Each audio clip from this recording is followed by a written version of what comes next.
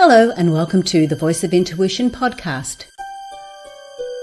My name is Susan Jane and I believe that trusting your intuition is the best way to live your life with meaning and purpose.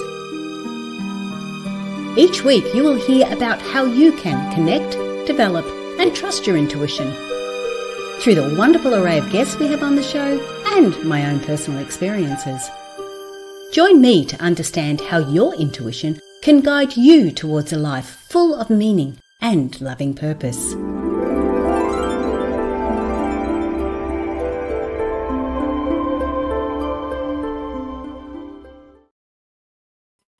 Hello and welcome to the Voice of Intuition podcast. My name is Susan Jane and I'm your host for the podcast. Now today we're talking about protecting and projecting your energy with intuitive practices. Now, this is all about protecting your energy, but there's times there when we actually project our energy to protect our energy. And I'm going to go through all that in a minute. But I do have to give you a little word of warning in this podcast, because this is going to give you a little bit of an example. So we're going to actually run through them. You're going to have some exercises to do. So be mindful if you are driving in the car or things like that. If I say to close your eyes, please don't do that if you're driving. So we're going to be looking at how to actually do this. This is not just about the theory, it's about actually doing it.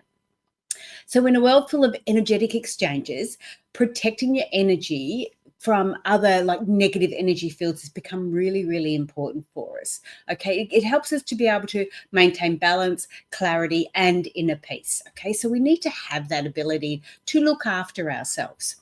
And I'm going to be going through these and I'm going to run through them in the way that I do my intuitive natures. So we all have the ability to be intuitive. We are all intuitive as part of human nature. So I call them our intuitive natures, and that's why the name of the website is intuitivenature.com.au. Now, on there's a little quiz if you want to do that, to discover what your strongest intuitive nature is. So whether it's physical, you receive your intuitive messages physical, whether it's emotional, whether it's more mental, or whether it's more spiritual. And we do tend to cycle through these. So just because you may be feeling it more in a physical aspect, it doesn't mean you're not receiving it mentally or emotionally or spiritually as well. So we receive them all different ways. It's just sometimes we're a bit stronger at different times of our lives with one or the other. Now, I went through a strong mental aspect. So physically, when I was younger, I noticed it physically and emotionally. And as I got older, I noticed it a lot more mentally. And mentally got a little bit confusing because you just wasn't sure if it was you thinking those thoughts or were you getting these intuitive messages. And then spiritually is a lot deeper. It's a lot more profound, I guess, in some ways. And we still get those. Like I said, we still get those feelings. It doesn't mean that just because your strongest one is emotion, it doesn't mean you're not getting them spiritually as well. So just be mindful of that. What your strongest one is doesn't mean you stay with that. And often I'll use different blends as well to help me get through it. But anyway, let's talk about the protection. Now, we've got 4 types of protection. The instant bubble protection, which is more about your physical intuition when you're receiving your physical messages. Your helpers or your guides protection, which is more about your emotional messages. Then we have what I call the intentional rainbow power, which is more of a projection. When I was talking about projection and protection, this is more about mental intuition. And then there's the pure light, which is a blend of both protect and project, okay? And that's more about the spiritual intuition. But I want to go back into that instant bubble protection, which is more of that physical intuition. Now, the way I've split these all up is because for me, the bubble is a lot more of a physical nature. So when I'm feeling a little bit uncomfortable, when I'm feeling a little bit unsure of what to do, when I'm feeling almost like you're feeling a bit unsafe, the physical bubble, the bubble is a really good way of protecting yourself there. And again, it's a lot of that's to do with your environment. A lot of that's to do with, where you're at. And that's why I like this one as my physical intuition, my physical barrier. So when you're focusing on doing your bubble protection, it's basically exactly what it sounds like. We create this bubble around us. So in our thoughts, we just create this, visualize this bubble around us. And of course, a bubble has that very strong boundary area or protective area, barrier area. And I always think that the negative energy is bouncing off that bubble. Okay, so the energy can come in, but it bounces off that bubble. And that's protecting me inside. Now, I don't always suggest we use the bubble. The bubble's really good when we're either instant and we're unsure of it, and there's issues there. But it also is a barrier. So it does stop the positive and the negative energy coming to you. So it's not one that we want to do too often. I mean, you do it as often as you like, but don't keep it there for too long. All right. So it's more of that instant protection. I need some safeness, and then you allow it to go. You can also put a bubble on someone else too. Now, I used to bubble my when my children came to visit, I would bubble their car when they left. So it was like a protection around their car. It made me feel safe. It made me feel like they were looked after. And by the time they got home, the bubble just burst. It's gone. They're safe and they're back at home. So bubbling somebody else is good too. Again, it's for a period of time. It's for a short period of time. I mean, if they've got a long drive or a long flight, we can have it for the period of that time. But we don't want to always have bubbles over people, because we don't want people living in that sort of environment. It is an instant protection, an instant way to help us. So again, just sit quietly with yourself and just sort of go, okay, this is my intention. I'm going to bubble myself, or I'm feeling a little bit unsure. Just bubble myself. Please protect me. I just need to have that bubble and know that I've got that protection around me. So that was one way of doing it. I stepped up one more from there, because I used to think I didn't want that full protection, but I was in an environment where there was a lot of negativity and there was still a lot of positivity. So I changed the look of the bubble as I developed and I got an understanding for it. And I made the bubbles like little glass sparkly mirrors, and that faced outwards. And the mirrors were my negative mirrors. And so when negativity hit the mirrors, it bounced back to the person or bounced back to the environment. But when it was positive, it went through the gaps and the positivity could come through to me.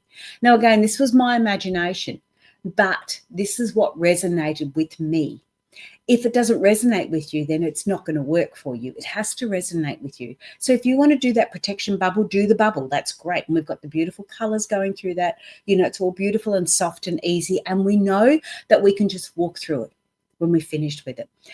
If you want to do the sparkles, if you want to do the little mirrors, whatever it is that protects you, that makes you feel safe, use that. And that's your physical intuition. That's your physical barriers and your physical protection. So that's the physical side.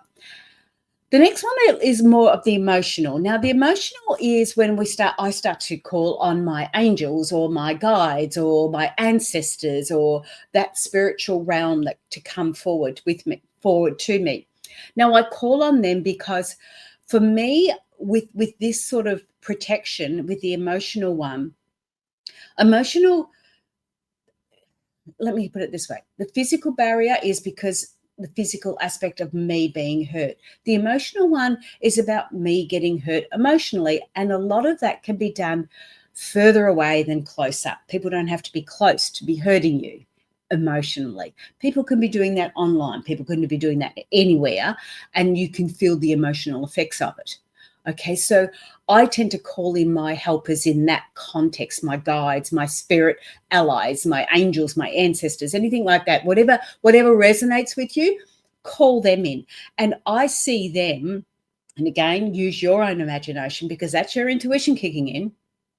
I see them as that little bit further away, a little bit more distant from me. So it's not protecting me here so much. It's protecting me a little bit further away. So that negative energy doesn't even come near me. They can also help if you've got energy in your house. Okay, you can feel negative energy in your house. The spirits, the guides will be able to help you with those. The angels, fairies, whatever you want to call in, they can actually help you with spirit in the house, in your environment as well. So where you're protecting yourself, you feel like you've gone into a bubble. This is a little bit different where you're not in that bubble. You're quite empowered, but you're asking helpers to go in and do that sorting out. Sometimes we get the energies attaching to us. So that the guides and the angels will be able to help you and move them away from you too. So they're not necessarily part of you, they sort of attach themselves to you. So while you're sitting there, you might be sitting down having a little bit of a meditation, a little bit of time out. I actually do this when I'm walking. So I'm pacing on my own, I'm walking, because it's like an active meditation. And I'll call them in. I'll call the guides in. I'll call my ancestors in. I'll call those sort of people in. And I just have a chat with them while I'm walking along. And I'll sort of say to them, hey, can you go back to the house and just check and make sure, it's clean there. Clean up any messes or get rid of any messes that are there. Now, we can do that and just let it go. Or what I'll often do is run through it and let my imagination, because again, that's my intuition kicking in. We can only imagine if our soul has lived that before or has experienced it before. We can only imagine that, okay? We can't imagine things that our soul hasn't experienced. We can only imagine the things we have experienced, whether it's physically in this body, or on the TV or whatever, or whether it's in other lifetimes. So that's why we always connect with our imagination, because that's from our soul.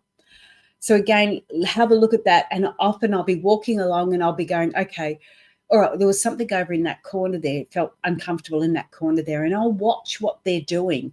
And they might be using a net to capture them. They may be using a jar. They may be just using white light or smoke or anything. It's not what it is. It is that it is being done. So in my mind, in my mindset, in my spirit, I feel that task has been achieved. And by watching it in my mind, I can see that it's been done. So it does sound a little bit airy-fairy, but this is all about our mindset and what we're doing and how we're feeling about it. When you think about it, as a child and things like that, you would have the monsters under the bed and all the rest of it. No, we never saw them. We never... I often go into a dark room. I can go in there quite easily. And then there's other times I go, oh, that doesn't feel right. So it's not our imagination. It's not artificial. There's something there, and our intuition's kicking in and telling us. So with our emotional intuition, with our emotional messages that we receive, ask your angels and guides to help you with that one. That's really cool.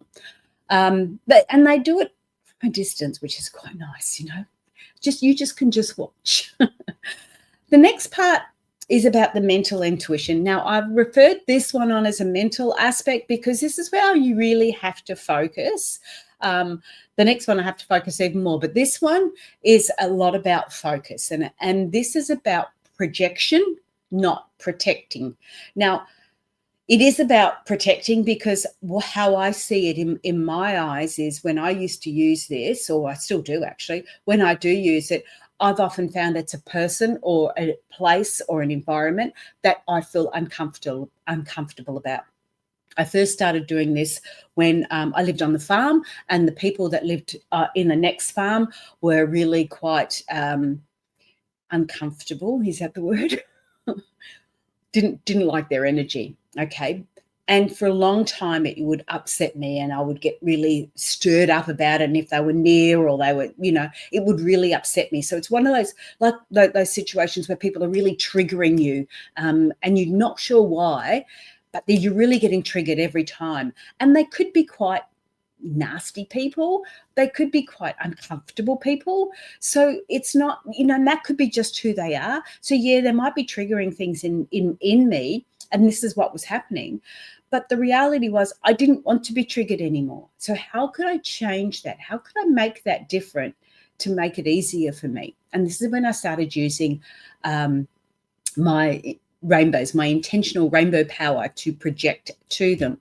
So what I would do is I would focus. Now we can do this quietly together if you like. I would focus on, this is where I was sitting quiet because I'm sending this energy a lot further away. So I need to be, I couldn't be doing the active meditation. I needed to do more of a passive meditation. So I'd sit there quietly And I would focus the energy coming in through my crown chakra and filling me. Always fill yourself before you do anything else. Always fill yourself so you're full of energy. Then you can give without draining.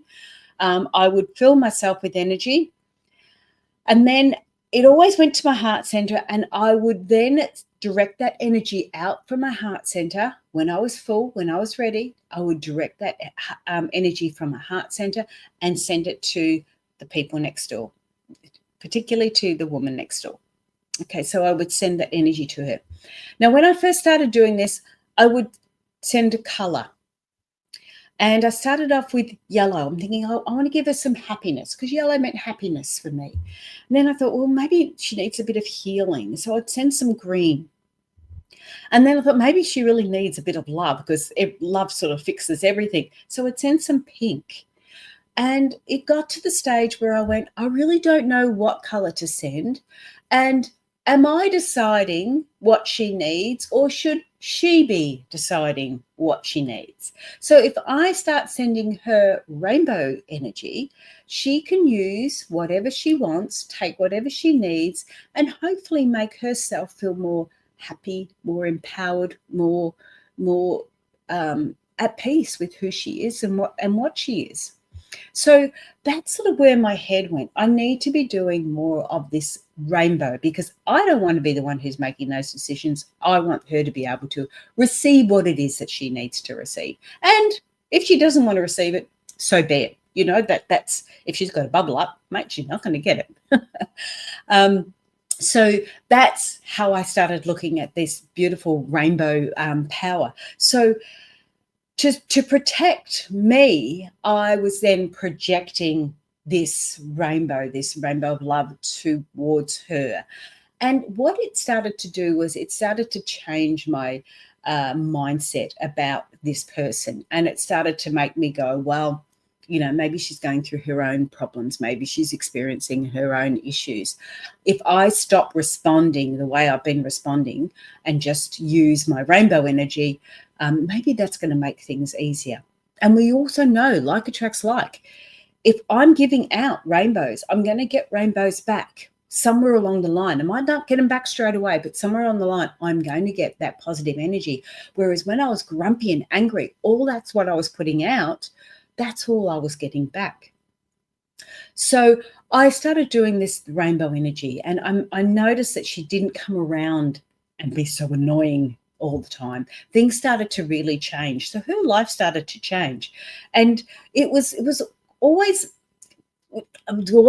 particular, because I knew things could change, but my thoughts kept on going, all right, rainbows, just do rainbows. Now, in this context too, I just to make it a little bit more interesting, I couldn't do that from my head. I had to do it from my heart. So when they were that way to the left, I would have to move my body to the left to send the rainbows. If they were to the right of me, I would turn my body to the right and make sure I was doing direct in line, heart to heart or heart to person, because that made me feel like they were getting the full spectrum of the colors. Okay, so again, if this doesn't resonate with you, you may want to send glitter to them. You may want to send something else to them. But when you're sending something positive in that context, what you're doing is you're projecting a positive attitude, a positive mindset, and you're projecting love and things like that, which then protects you in the long run. You're starting to protect yourself in a proactive way. Very similar to when we look at workplace health and safety. We do these things to protect ourselves later on. So we're projecting things that we need to do to protect ourselves later on. So again, and I mean, look, let's face it, two wrongs don't make a right. If I'm starting to send positives, I know that, that's going to be better than me sending negatives, because I know two negatives aren't going to make a positive. So we need to make sure we're putting forward what we want to receive back. Okay, that's our mental projection for protection. Okay, the last one. How am I going for time? Hang on, I've got to move my little notes. I'm going for time pretty good. Now, the last one is the biggest one. And this one, This is all about spiritual intuition, spiritual intuitive messages coming through. This one can be the easiest if you're a spiritual intuitive. This could be the easiest one to do, and you would sort of go, why would you do anything else? However, I have again used a few different ones at a few different times, but this is my go-to, my strongest one. Now, the white light is so pure. White light, darkness cannot penetrate white light. Okay, you can walk into a room, you can flick a switch on, darkness goes, you've got light. But you can't walk into a room, a light room, and switch a dark switch on. Sorry, you can't flick a dark switch on. Darkness takes a while to get there. So you'd have to pull down all the blinds and you'd have to cap up all the holes and all the rest of it. So darkness takes a while to create and collect. You won't find that you won't necessarily notice darkness or dark spirit or anything like that straight away. It takes a little while for you to sort of go, hang on, something's not quite right here. They can be quite sneaky. Sneaky is the word. All right. It takes a little while for darkness to build up. Now, the problem with darkness, as in dark spirit, dark energy, dark areas, the problem with that is they can actually also give us this false sense of comfort and control. All right. We've got control because we can pull those blinds down and we can make the room dark. So we've got a bit of control there. We've got a bit of comfort because we're pulling all those down because we want to watch a movie and we cuddled up in a little blanket.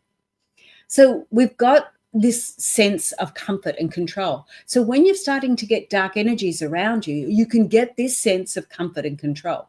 And it can be quite confusing. A lot of spirit workers, light workers, can get confused in that and get caught up in this. And that's why sometimes we go through these little depressive states, because we get caught up in the darkness. And it does give us that sense of comfort, because a lot of the times when you're going forward, you don't know where you're going forward. It can be quite fearful when you don't know where you're going. So staying back in the darkness can sometimes be, well, what did they say? It's better the devil you know than the devil you don't know. This is where we can get this false sense of comfort and control. So with white light, it is really, really important that we are in this very strong spiritual phase, that we are actually bringing in pure white light. Now, again, very similar to the rainbows, but this is white light. I bring it in from above and it comes straight down in through my crown chakra. Now, I can say I bring it in from above. My intention is it comes from my higher self. My intention is it comes from my God. My intention is it comes from the greater consciousness. My intention is it is pure. It is absolute pure love. That is my intention. Now, making that my intention keeps away everything else. This is pure white light. Nothing can beat pure white light. Okay? I bring that in, and I bring it in strong, as big as I can into that crown chakra. I bring it in really, really deep. So I could be sitting there in a very, very quiet meditation. If you can close your eyes for a few minutes, not if you're driving, please, but you can think about it while you're driving, and you can visualize this solid white light coming in through your head, coming straight down into you, and you know it's good, you know it's pure, you know it's from direct source, you know it's everything positive. And when you get that feeling, when you get that understanding, I want you to bring it all the way into the body and start to fill up your body. If it means starting from your feet, start from your feet. If you want to go through your chakras, start with your base chakra and fill your feet, but fill your whole body with white. And you don't go any further until your body is full of white. Now, if you're struggling to get there, practice bringing that light in. Practice and practice and practice. Once you get that light in nice and strong, practice filling your body up. Fill it completely. See your fingers all white. See your brain all white. See your heart white, your feet white, your toes white. Everything needs to be white inside. Everything needs to be clear. This is a great one for if you've got any illnesses or any injuries, focus on those areas. If you're having trouble with Oh, I know, I'm having trouble with hot flushes. I'm going to focus on those areas that could be creating that. And I'm going to soften them. I'm going to take away the inflammation. I'm going to take away any darkness that's there. I'm going to gently probe that and move that and change that and adjust that so it all becomes light. And this is how we can make sure we are lovely and filled. This is a part of that healing practice. So every time we're doing this white light, we're actually practicing and healing ourselves as well. It's the most beautiful meditation you can ever have. So when we've started to get this beautiful white light, and as you get better at it, you will be able to do it like that. Okay, straight away you'll be able to do it. It might take you a bit longer to feel yourself, but straight away you'll start to see this white light come through. Once you're completely full, and if you don't get there today, that's fine because you're going to practice. As soon as you're completely full, I want you to focus that white light coming from your heart chakra. Now, I always use my heart because it's the middle chakra. The bottom three are more reliant on the physical aspects of life, and the top three are more reliant on the spiritual aspects of life. The heart is the center, the actual center that brings our physical and our spiritual together. Okay, and that's why that is really important. One is not more important than the other. They're both such a connected area, and they come out through that heart center. And then you send white light out. But first of all, you filled yourself up with white.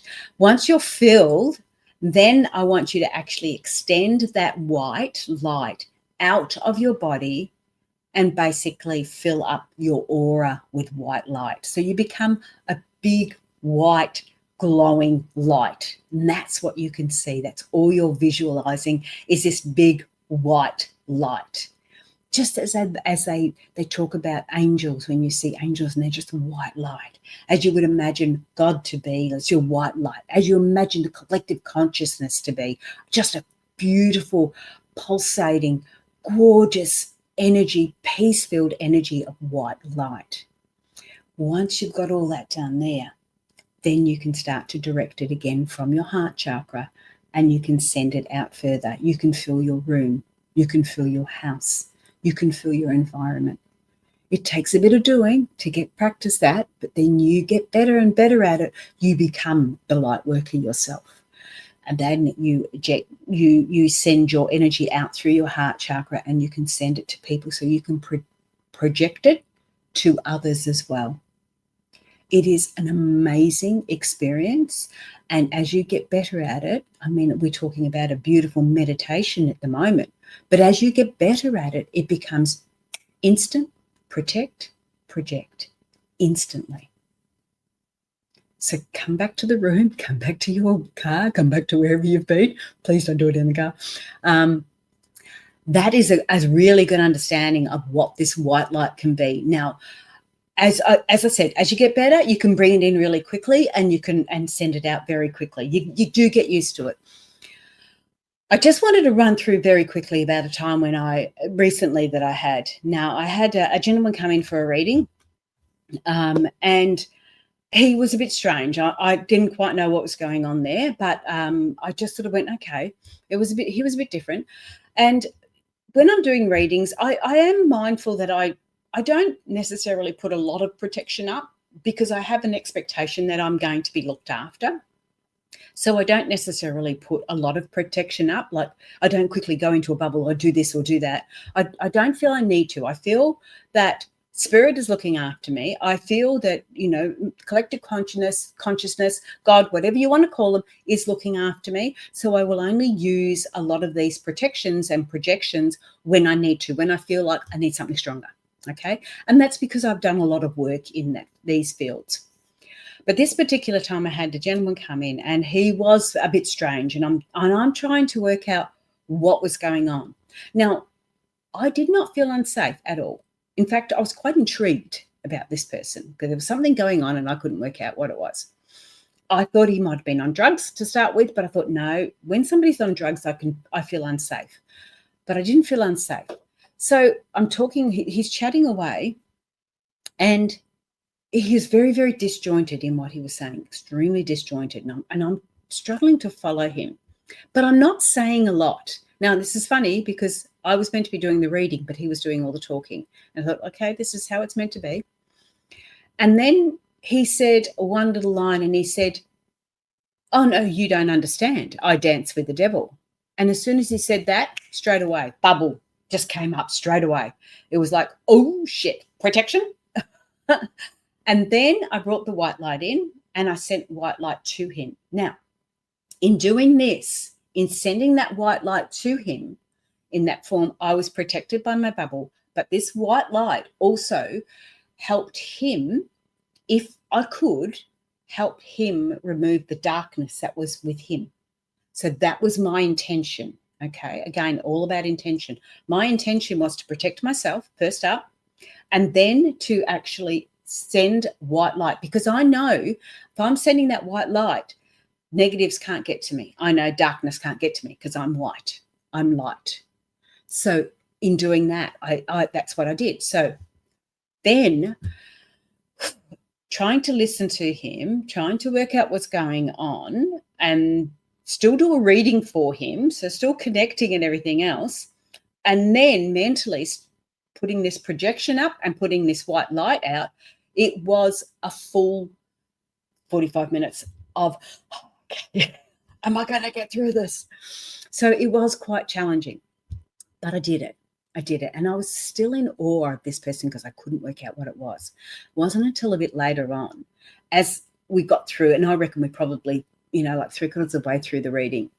And again, he was doing most of the talking. I started to get this understanding, and he had multiple personalities, because one was very spiritual, one was very spiritual in that way, one was very aggressive.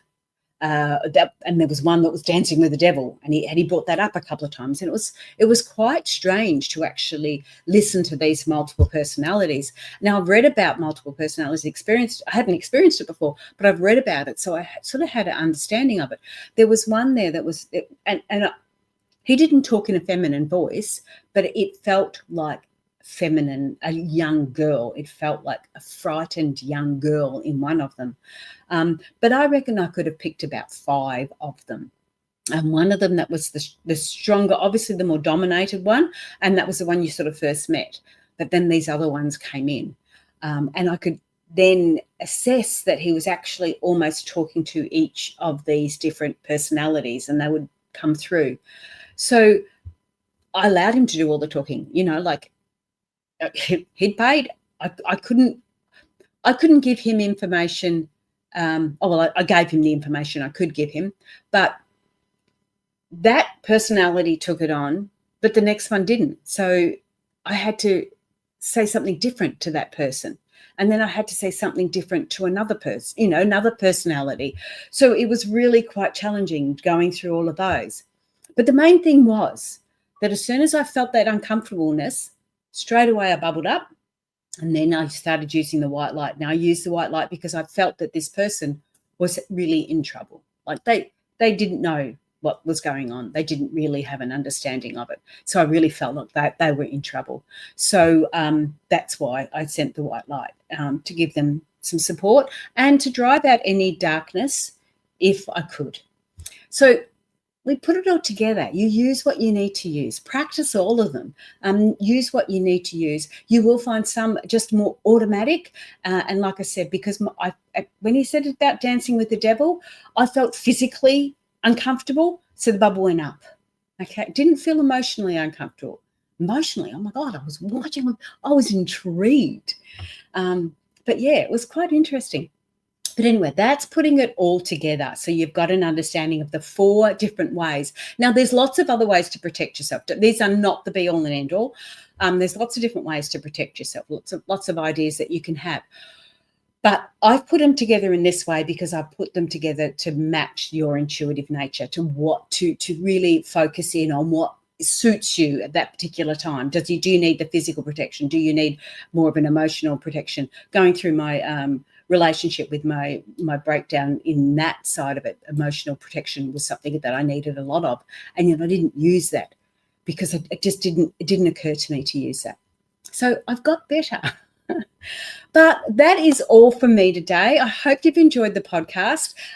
Jump onto the website, intuitivenature.com.au, do the quiz, get an understanding of what your strongest intuitive nature is, and that might help. If you don't, it doesn't matter. You can go with any of these anyway. Nothing said in sand, nothing said in rock here. The next blog and podcast I will be doing. This is also a blog if you wanted to quickly read it, but it's more about the dot points on here. You get a lot more information on the blog, on the podcast, than you do on the blog. The next blog and podcast will be about trusting the process. So we're going through that process, understanding what the processes are, and then we're going to step through how we can trust the process, because unfortunately it can be quite challenging to trust our intuition, and yet that's the best thing to trust completely. Regardless of everything else, the best thing to trust is your wisdom, your inner wisdom, your intuition, your soul, your higher self, all that, because that's where it all comes through. Because intuition, remember, is the communication between the physical self and the spiritual self. It's a flowing communication between the two, and it works through our chakras. That's just a little final note. All right, guys, have a great week, and I will see you in a week or two's time. All the best, and I will say bye for now. Hang on, let me move that. I'll say bye for now. See you guys. Oops, no, wrong button. This one. Bye.